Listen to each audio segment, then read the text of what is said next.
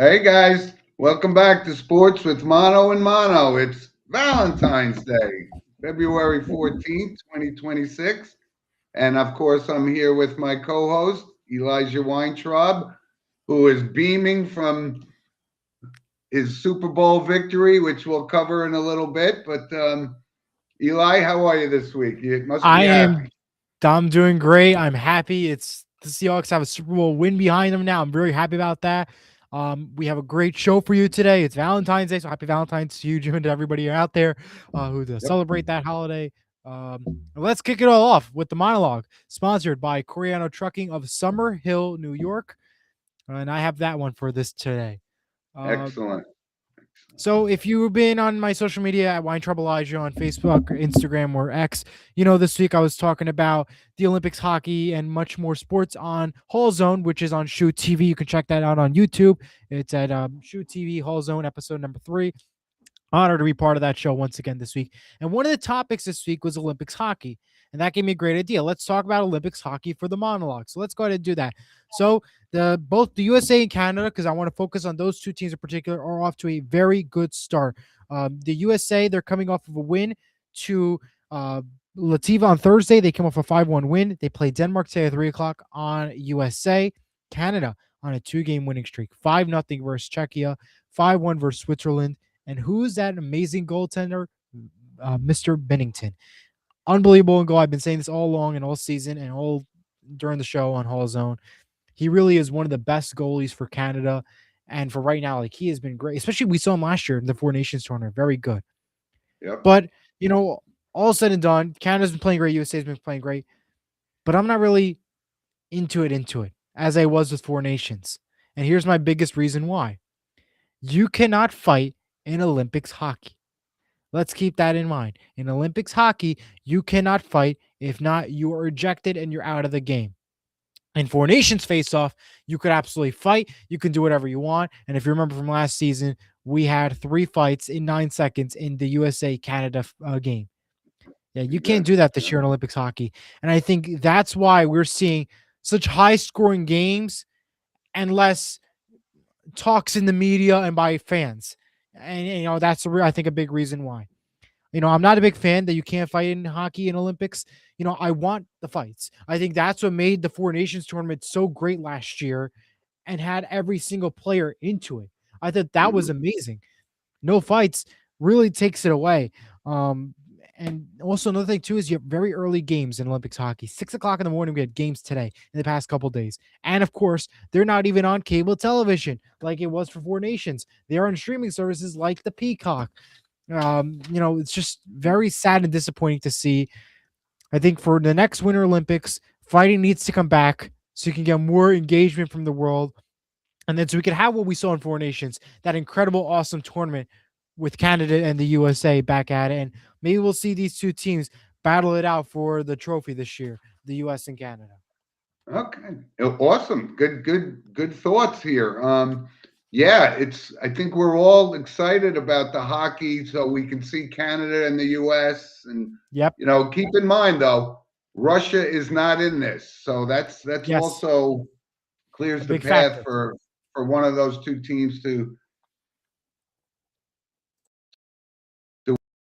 win the gold and really exciting. They're dominating everybody. Yes, absolutely.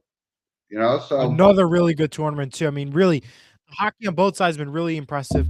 Again, just wish there were the fights involved because that was the best yeah. part And just think of the about Four it. Nations, at You least. know, I've had the Olympics on this morning since I've been up, and I'm thinking about, and we have a picture later on in the show because this is, can't think of Olympics hockey without thinking of the 1980 Miracle on Ice, and Of I course, don't know if we're going to get that. It's a little different because those guys were amateurs back then, and these are NHL players. So, but it's exciting.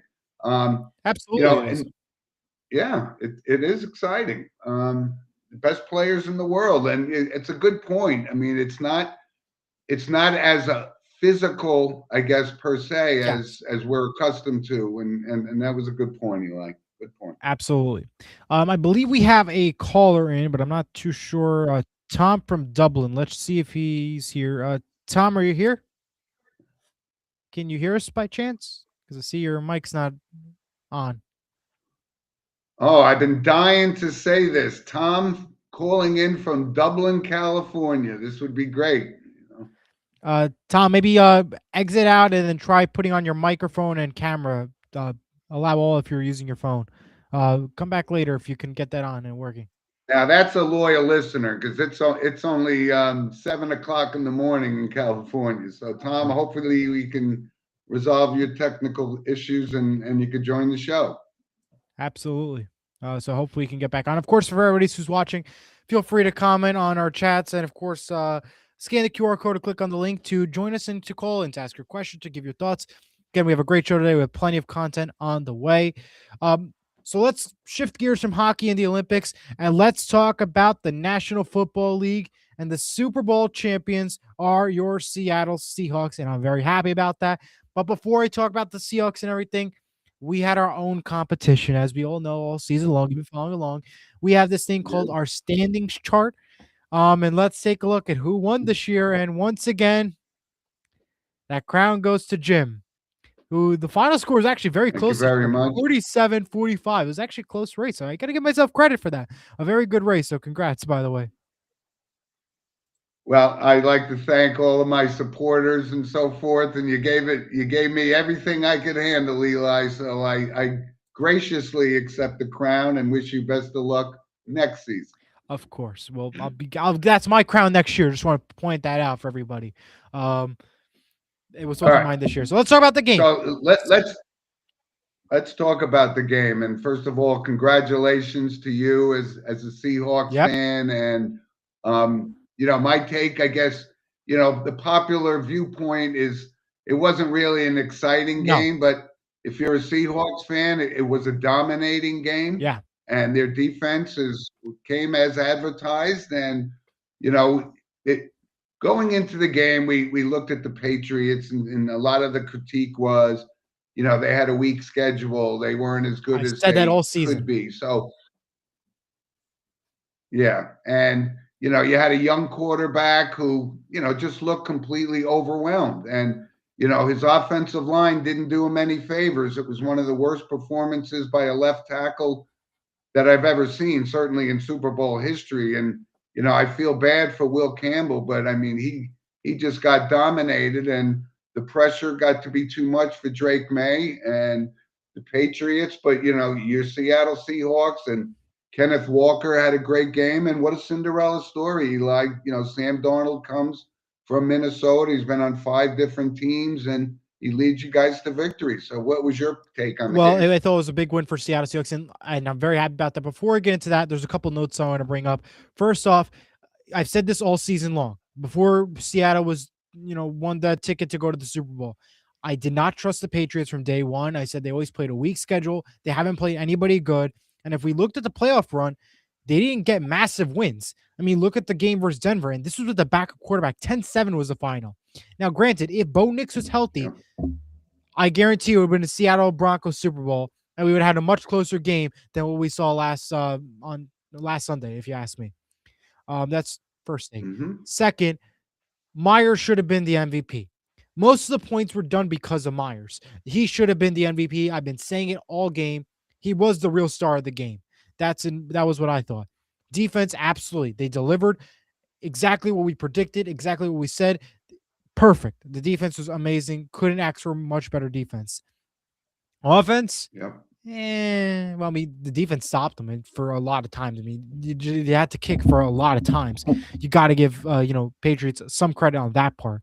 Drake May, of course, 2 interceptions. That did not help either. But I'm a little worried now for the Raiders. And I'm going to talk about the Raiders for a second because they just got the Seattle offensive coordinator, Clint Kubiak. They signed him to a 5-year deal. Yeah. I'm a little nervous because it wasn't the best offensive performance by Seattle in the Super Bowl. Now, maybe it was because of Drake May. Not Drake May, because Sam Darnold. Maybe it was because of the defense. I don't know, but I thought it wasn't the best offensive performance. I think the key to Seattle this year was the defense. And I worry because Mendoza's a really good quarterback, and I don't think that this is the best choice for the Las Vegas Raiders, who definitely need a lot of help not just on the defensive side, but on the offensive side as well. And I'm a little worried now for the Raiders. I don't think this is the best hiring choice. And that's coming from a Seahawks fan who just won the Super Bowl. I just think, in my opinion, based Yeah. off of that Super Bowl performance and run. Interesting take. Kubiak, yeah, they pretty much knew before going into the game. But listen, he took Sam Darnold, under, circumstances which, people were questioning whether or not Sam Darnold was the real deal. So, but you got to give Kubiak some credit. I mean, from an offensive perspective, going to the Raiders, yeah, I agree with you.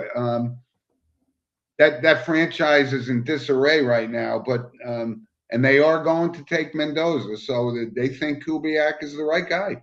You do. And we also have to keep in mind from the Seattle Seahawks that Kenneth Walker's contract is technically up. So do the Seattle Seahawks resign him? What is going on here? We have to keep that in mind. Remember, new ownership takes over this year because remember, this team is up for sale. So we have to keep that in mind that Right. the Kenneth Walker has not been signed yet. He's our MVP right now, but he's not signed yet. So we have to keep that in mind. Will he be a Seattle Seahawk next year? That's the question.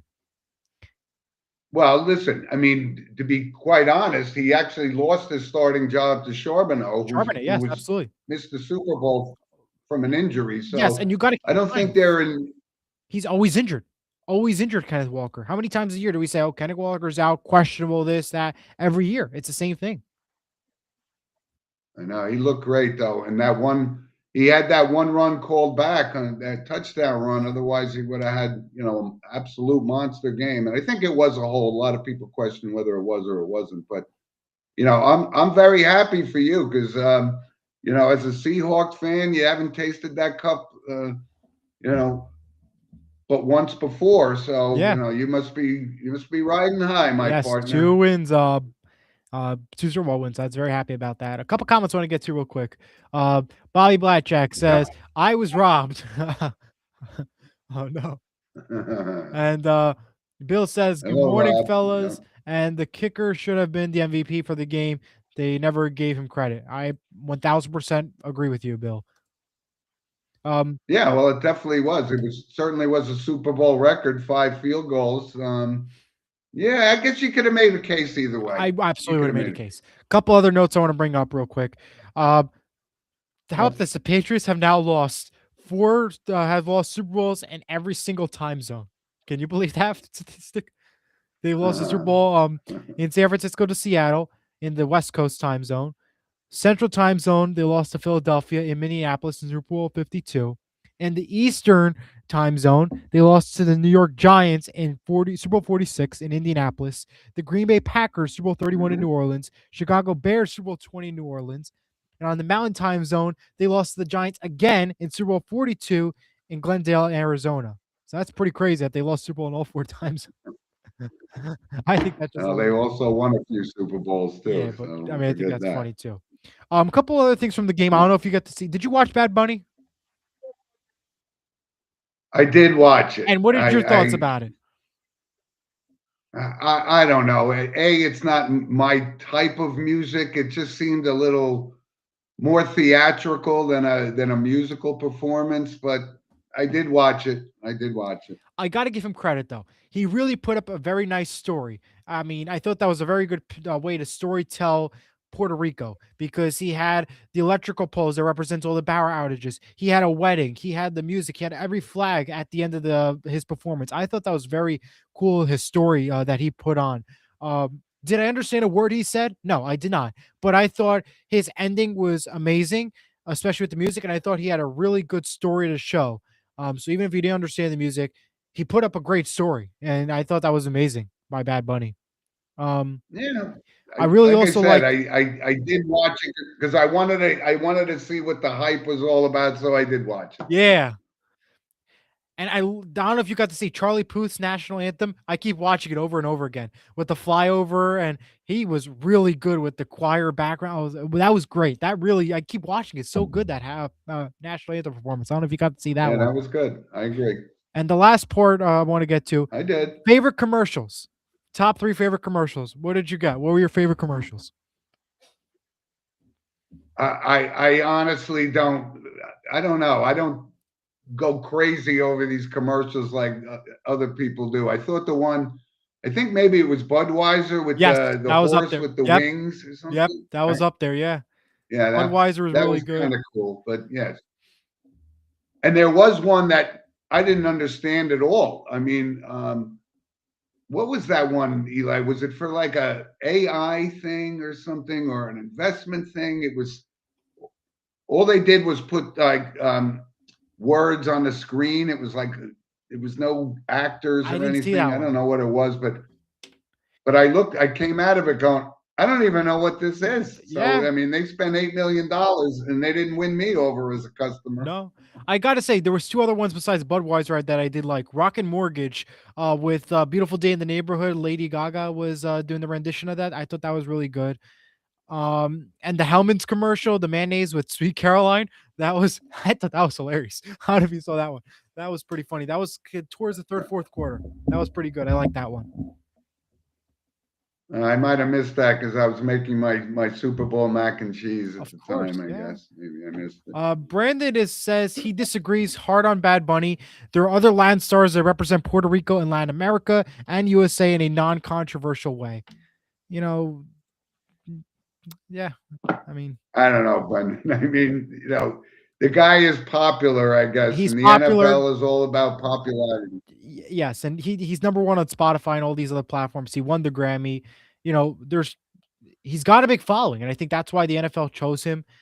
I thought he really had a great story to show. I mean, I didn't like I said, I didn't understand the music what he said, but I think if you want to talk about representing Puerto Rican culture on the field with the set that he had, I thought that was pretty cool in my opinion.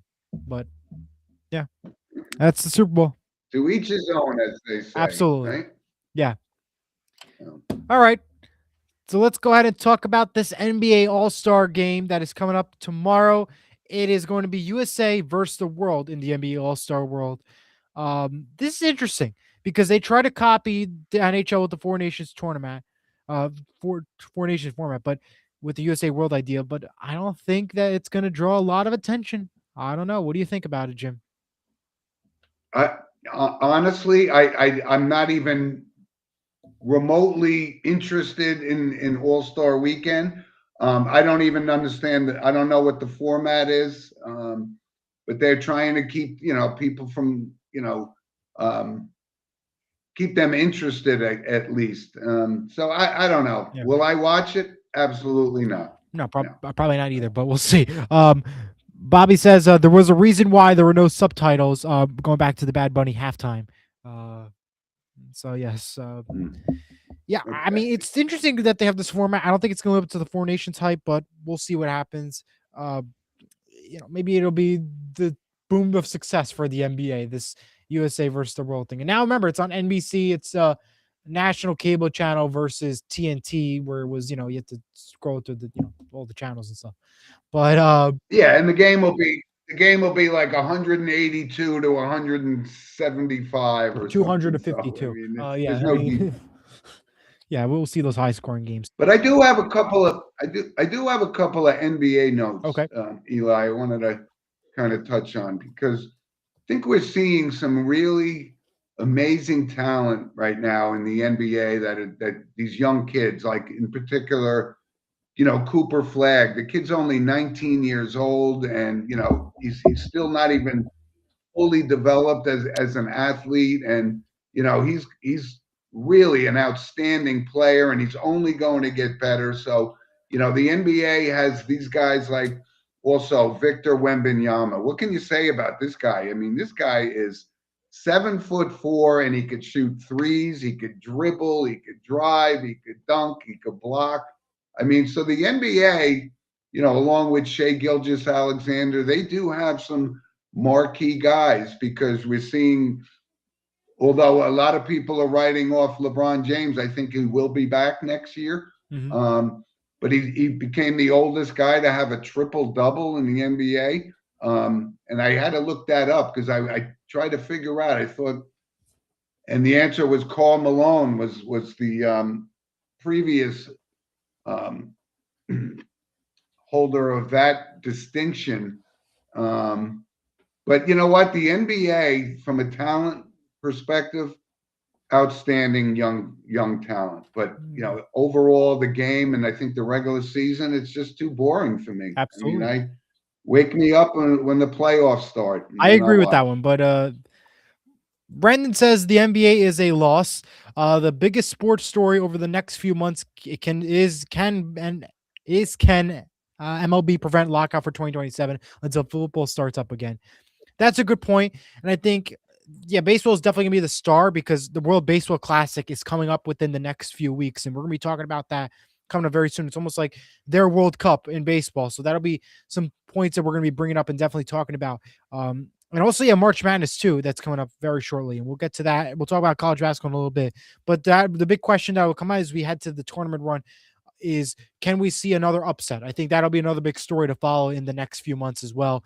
And does the NIL have continues to be in effect, or it just depends on the team and how that all works out. We'll have to keep in mind as the months go on.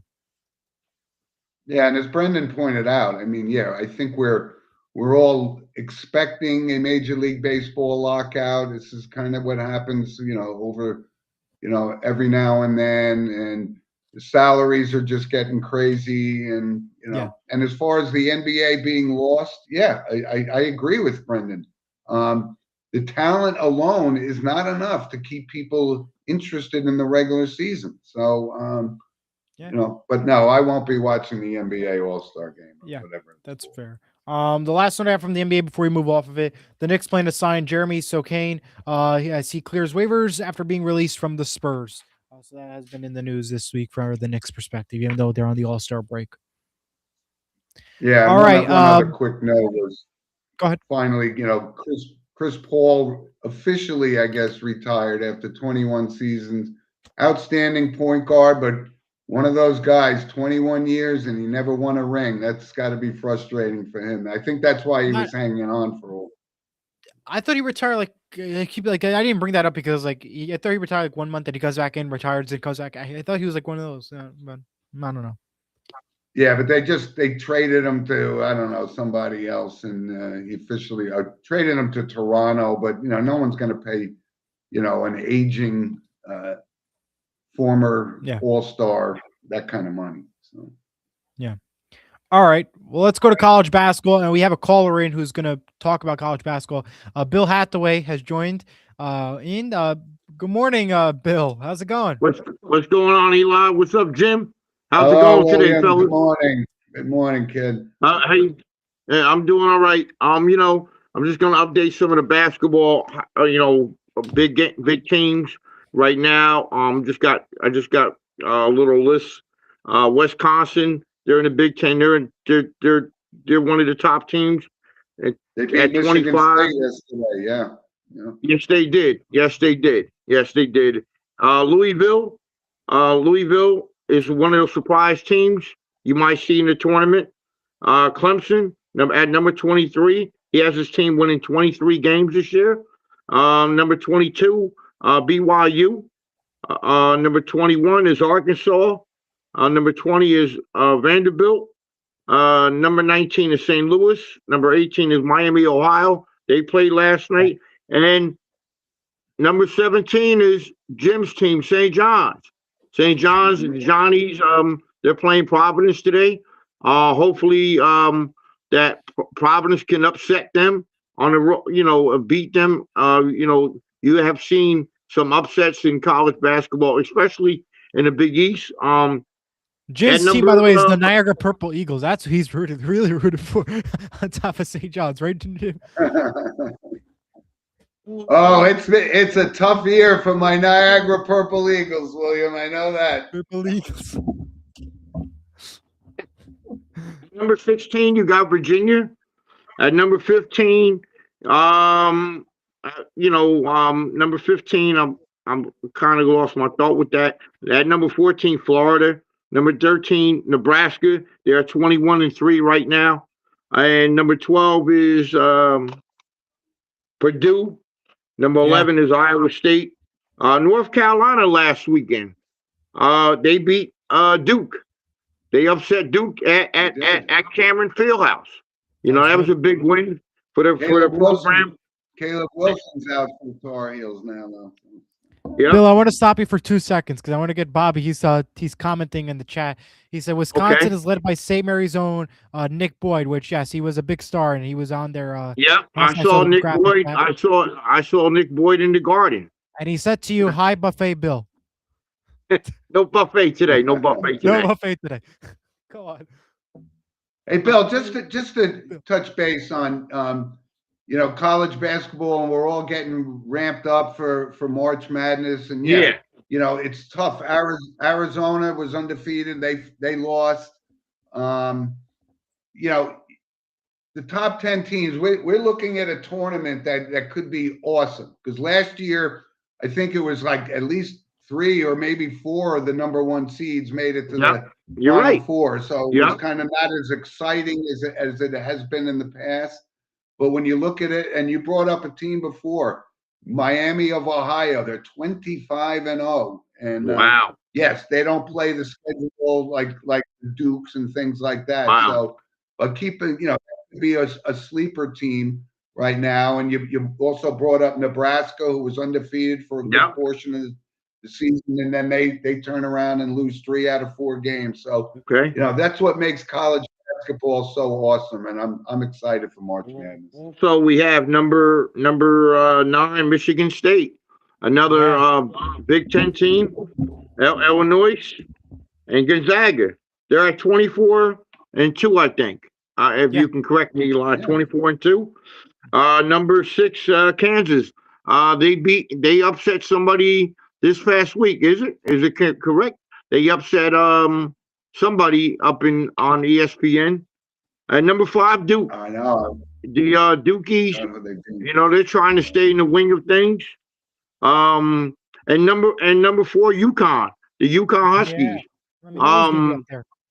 They got upended by St. John's last Friday night at the Garden. That was another big upset in the Big East. And number 3, Houston. Well, Houston played at the Prudential Center. They looked pretty good. I wasn't not able to make that. And number 2, Michigan Wolverines. And that's about it. And number 1, Arizona. I think between Arizona and UConn, I think was it Arizona beating UConn or UConn beating Arizona or whatever that happened. Something like that, yeah. Yeah. So yeah. then last night, and women's basketball, Columbia, they upset Princeton last night. I saw that game on ESPNU. They're one of the surprising teams. They're always competing for the NCAA. And some seeding projections that they have in the post today, as far as women's basketball, number 1, UConn, UCLA, South Carolina. South Carolina is going to play LSU tonight on ABC. Top ranked teams in the country. Jim, did you want to add something? Huh? Did you want to add something, Jim? Because I saw you were trying to say something earlier. No, I listen. I appreciate Bill you giving us kind of a preview of what's coming up in college basketball. It's exciting. We're looking for something, now that football's over and so forth, and college basketball fits the bill. So thanks for joining us. I appreciate it. Okay, so you guys have a good day, and I'll be in South Orange at 1:00 watching DePaul and Seton Hall, Pirates. We'll be playing Butler Bulldogs. Seton Hall is looking for a big win on the road. Are you going to do the Big East pregame that they have going on? The like party event that they're going to have? Yeah, no. They got a Big East. It's not a party. No, like it's almost like a party. They have like a bunch of stuff going on. And I'm sure they'll have food for you, Bill. Don't worry. So you better go check that out. All right, Bill. We'll see you. Thanks, pal. Hey, buddy. All right, Talk to you guys soon, man. All right, thank you, Bill. Enjoy the game. Thank you. All right, bye-bye. A couple comments I want to get to real quick. Scarface LT 56, great show. Miami OH is a good squad. And lastly, Bobby says St. Mary's starting forward CJ Brown's dad played at Niagara. Is that a fact? Wow. Yes, it is. That's from our very Thank you, Rob. That's an interesting fact. It's get my Purple Eagles in there. Yeah, of course. You got to get the Purple Eagles in there. And by the way, thank you to Bill because that was really good analysis and great breakdown of college basketball. Yeah. He's the guy to go to. I mean, he writes for the paper locally, and he covers Seton very well, as as we see at the games. No So doubt. Thank you again, He's Bill. definitely knows his college hoops for sure. Yes. And as he brought up today, yes, St. John's is playing Providence, and remember the last time they played, Providence upset St. John's in Madison Square Garden. So tough season for Providence, but college basketball heating up. Yes, indeed. And we have a caller calling in now. I'm going to bring So in here now we have Ed Heath. Technical issue here. Yeah, I think can you hear us now? Jim? Jim, can you hear me though? Ed. Before I bring on Ed? Can you hear me, Jim? No. All right. Yeah, it's an issue here. As long as you can hear me before I bring on Ed. I don't want to, as long as we're both good. Yeah, go ahead. I could hear you now. I could hear. Okay. Yep. All right, perfect. All right, so let's bring on Ed Heath now. Good morning, Ed. Can you hear us? Hey, good morning, guys. How's everybody this morning? Everybody, We're doing good, Ed. And by the way, happy birthday, my friend. I know it was a birthday week for you. Happy birthday. I appreciate that. Thank you very much. Yep, it's a good thing to have these for sure. Thank you. Yeah. What do you got for us, Ed? All right. Well, what about Olympics? Have you guys spoke about Olympics? Yes, I brought up the hockey Olympics in my monologue today, but the rest of it we didn't cover though. Okay, how about speed skating? That we didn't get to. Okay, or did you guys watch last night the men's? I guess that poor guy who lost both his parents. Yeah. Did you guys? Oh, that was just what a and he fell on the first. He had a great performance, but he fell on his first triple Lutz. But yeah, I thought that was really moving. Was that the quad god? Is that what they call him? Yes, I think so. Yeah. Okay. Yeah. Yeah. Yeah, that was really. Well, Ed, I tell you something. I'm watching the Olympics and so forth, and the thing that kind of, I don't want to say bothered me, but the whole Lindsey Vonn, it took away a lot of the storyline away from some of the other athletes, and that was kind of unfortunate because I don't think she should have been in it. She was already injured, and now she's really injured from that spill. And but I'm overall, and I remember growing up, you and I are pretty much same age group. I mean, we watched, in particular, I remember the 76 Olympics and how skiing and even the figure skating was just so riveting. And we didn't miss a thing with Franz Klammer and Stenmark and skiing and Eric Heiden and the speed skating, which you brought up before. Right. But there was one thing this morning I was watching, and it's just, I know it's challenging. I'm not diminishing the world-class athleticism of these, but the skiing and shooting. And I know they're at 5,000 feet, and it's the endurance to do that. It just seems like an odd combination to me. Right. That's really something to do that. I mean, what you have to have, to get in conditioned for that. It's quite amazing. Really, it is. It is Absolutely. Yeah. But we're looking forward, Ed, to the hockey. That's what I'm really the most interested in right now. Gotcha. Yeah. Are you going Team USA or Canada for the hockey portion in men's and women's? Yeah. Who do you got for the men's, at least for hockey? I like I like this U.S. team. They have a good team this year. If they're ever going to win again, or in recent time, this is the team. At least I think so. So I'm going with Canada. Oh, I think that they have a really good goaltending. That's going to help them out.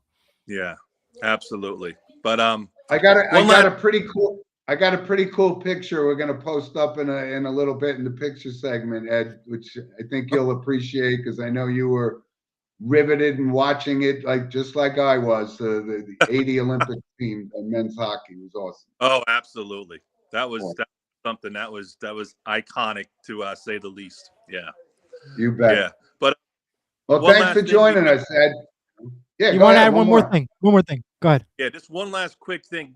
What do you guys think about the NBA and tanking?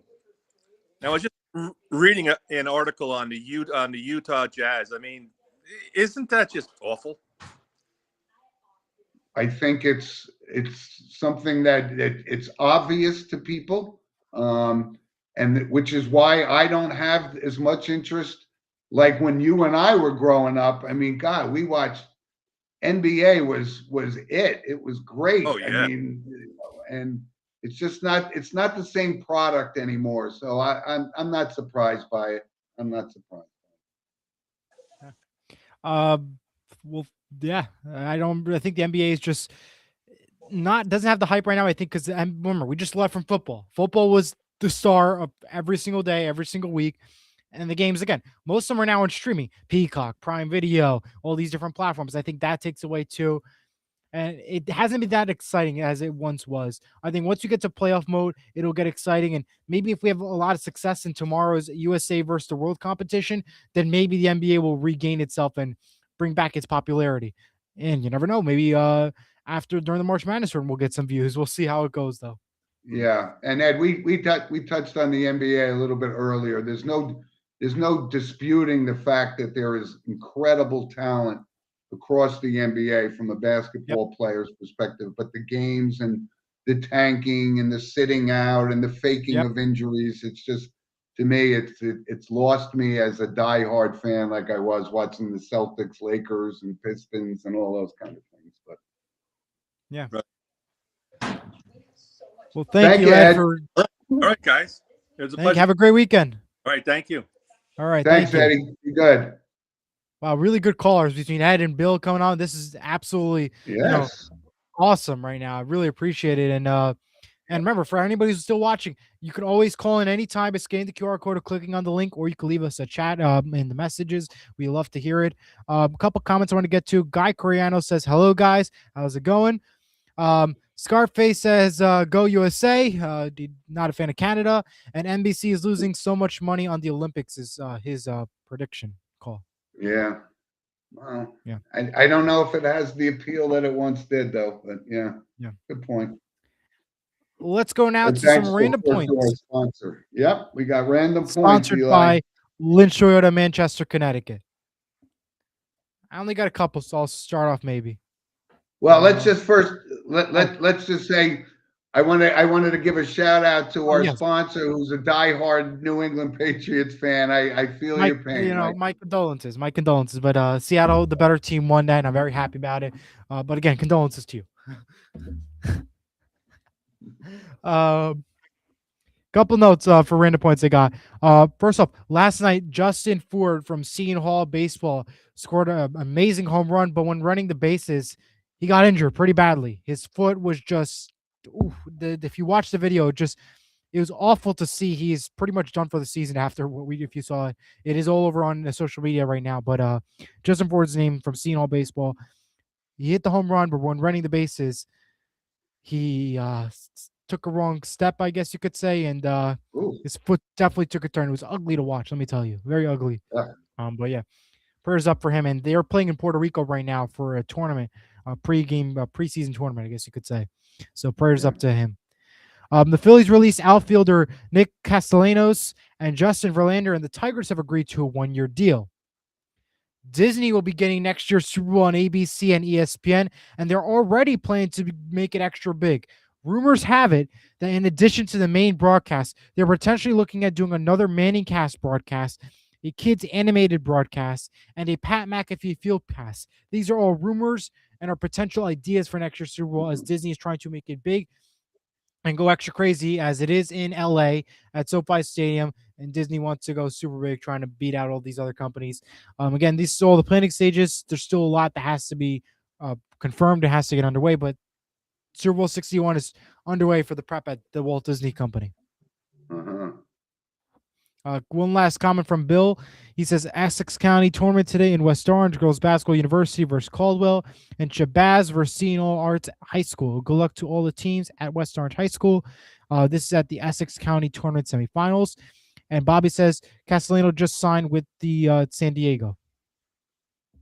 Yeah, I don't know that story with Castellanos. I know what happened. He got taken out of a game, and he decided he was going to drink beer on the bench. So he's a head case, that guy.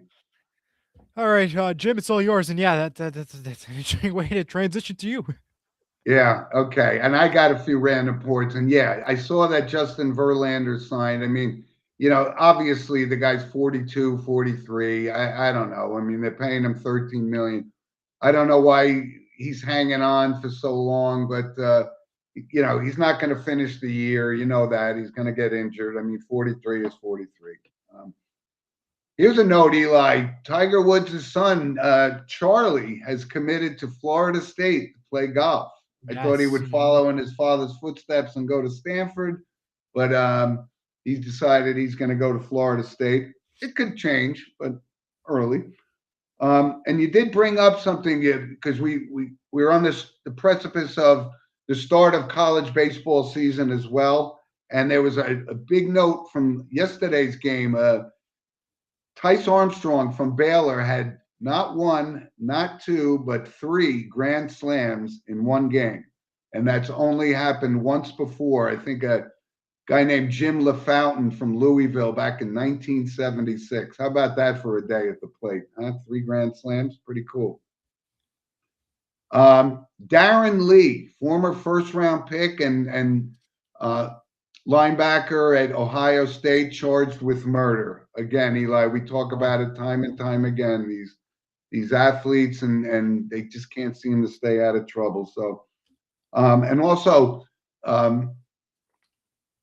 It was an interesting thing. And again, we don't talk politics on the show, but President Trump pardoned some former NFL players, and I don't even know what to make of this. One of them was, who I've talked about, and I got a chance to meet, last year was Joe Klecko, but some of the other guys like Nate Newton and former Dallas Cowboys guy and Jamal Lewis, these were drug offenses. So I don't understand how people get, not the Klecko thing, but these other 2 guys. I mean, I don't know what's going on. I mean, if you do the crime, you have to do the time, and that's just how I feel about it.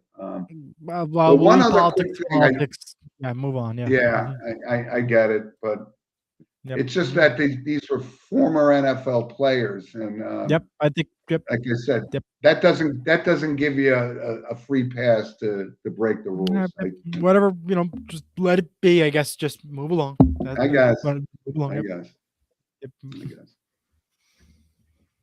I had just one other note, Eli. Christian Furier, who used to played for a long time for the Patriots, tight end, and he played at Colorado.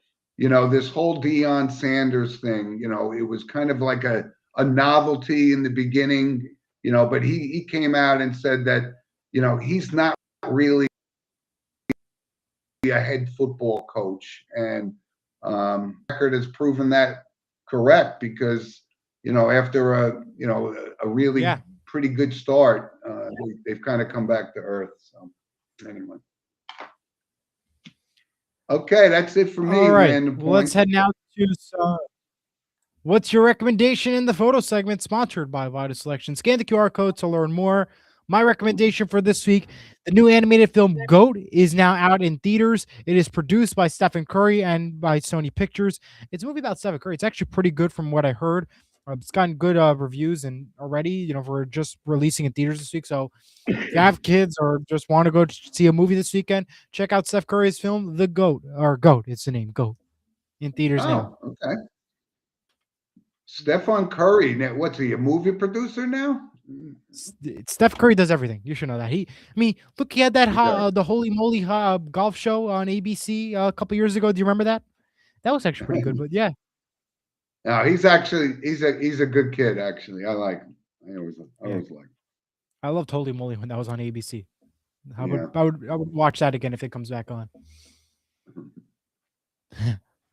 All right, I have just one recommendation. So, you know, the competition with these documentaries and shows and things, and I know there's some really good documentaries on the men's hockey team from 1980 and so forth. And I saw an interview with some of them, but you know, I keep coming back. Like my go-to show, and I'm sure I mentioned it before, The Sopranos. And I don't know if you're a Sopranos guy, but I think that character that James Gandolfini plays is one of the best in TV history. Like it's up there with Archie Bunker and Hawkeye Pierce and things like that. It's such quality show.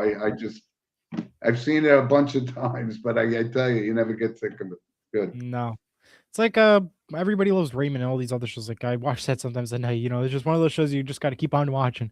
You know, it's just so funny every time. It gets funnier. It doesn't get boring. And it's like Golden Girls too. You got it. Let's go now to some photos. Okay, Eli. There's my grandson. He's getting his making some paintings and so forth for Valentine's Day. So hi, buddy. That's my grandson Hudson. Look at that smile. Yeah. Great. And I wanted to give a shout out. That's Donald Orlowski Jr., who just became a father. Oh, that's awesome. Don, they're loyal listeners of the show, but I wanted to send congratulations that Sloan Aid Orlowski has entered the world. So congratulations to you, Don and Madeline. And here's the picture I was talking about. And this came from one of my college roommates knows Mark Wells' father very, very well. Yep. And he actually had Mark Wells, former member of the 80 Olympics team, autographed this picture for me. Wow. And it's just, isn't that a great picture? That is. And, unfortunately, Mark Wells passed away a couple of years ago, but this is Olympics right there. That it just gets, it never gets old just watching the old clips and the movie Miracle. Great depiction of that. It's just, that's awesome. But that's a great picture that Mark Wells sent an autograph from me, so I'll treasure that.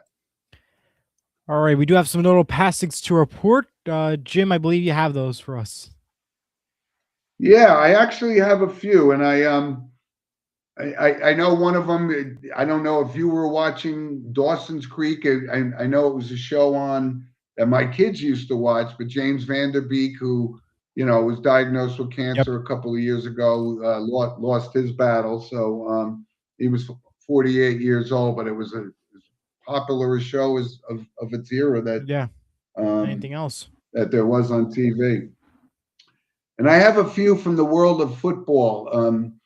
Tracy Scroggins, who was played 10 years with the Detroit Lions, very good defensive player. He passed away at 56 years old. Yep.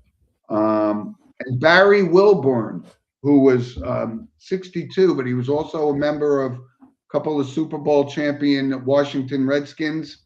He actually had 2 interceptions in the Super Bowl when they actually demolished the Denver Broncos. So he passed away as well, Super Bowl champ, and former Giants head coach who succeeded Bill Parcells was Ray Handley. Ray Handley was 81, didn't have a particularly good run as the head coach of the Giants, but nonetheless, he succeeded. And I wondered, I said, why didn't Bill Belichick get that job instead of Ray Handley? But anyway, Ray Handley was 81. So that's who I have for notable passings this week. We have a couple comments. Brandon says, didn't get the call in, but wanted your take on NBC pregame coverage for the Super Bowl. It was like watching the Kentucky Derby pre-races. Well, Brendan, I'll tell you something right now. I've said it before. I think it was like almost a 6-hour preview. I didn't watch 2 seconds of it. I would rather watch the Kentucky Derby pre-races, actually. But yeah, it was. I thought it was pretty good pregame. I mean, how can you talk about a game for 6 hours? Easy, It just, easy. you know, If you love that sport that much, yeah. easy. And Bobby says Friday Night Lights Yeah. quarterback. Mm. All righty. Well, we had a great show today. Thank you to everybody who tuned Yep. in, who watched, who called in. We'll be back next week at 10 a.m. for more sports with Mano Mano. So happy Valentine's Day and have a great weekend, everyone. Yep. Yes, and again, thank you. And hopefully we can have Tom from Dublin. I can't wait to say that. We have Tom from Dublin on the air. We had some technical issues. Yeah, but we'll so, get him on there. join us next week. And yeah, Eli, you have a great Valentine's Day as well. And, the Olympics is on. I guess if you're into cross-country skiing, seems like every time I turn it on, that's what's on. But Yeah, I guess anyway, so and we'd love your comments. Thanks, Ed and Bill, for joining the show today. And we'll see you guys back here.